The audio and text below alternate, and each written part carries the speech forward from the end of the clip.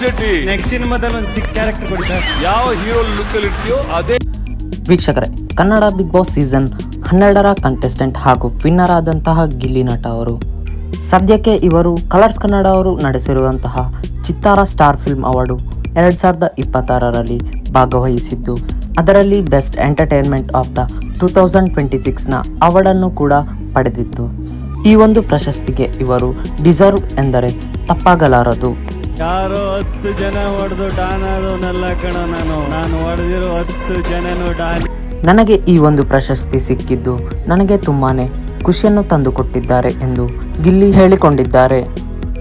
ಅದಲ್ಲದೆ ಚಿತ್ತಾರ film award 2026 ಈ ಒಂದು ಕಾರ್ಯಕ್ರಮದಲ್ಲಿ ಶ್ರೀಲೀಲಾ, ರುಕ್ಮಿಣಿ ವಸಂತ ಹಾಗೂ ನಟ ರಿಷಬ್ ಶೆಟ್ಟಿ ಅವರು ಕೂಡ ಭಾಗಿಯಾಗಿದ್ದು, ರಿಷಬ್ ಶೆಟ್ಟಿ ನೆಕ್ಸ್ಟ್ ಸಿನಿಮಾದಲ್ಲಿ ಒಂದು ಚಿಕ್ಕ ಕ್ಯಾರೆಕ್ಟರ್ ಕೊಡಿ ಸರ್. ಯಾವ ಇದೇ ಬರುವಂತಹ ಜೂನ್ 21ರಂದು ಸಂಜೆ 5 ಗಂಟೆಗೆ ಸರಿಯಾಗಿ ಕಲರ್ಸ್ ಕನ್ನಡ ವಾಹಿನಿಯಲ್ಲಿ ಫುಲ್ ಎಪಿಸೋಡ್ ಪ್ರಸಾರವಾಗಲಿದೆ.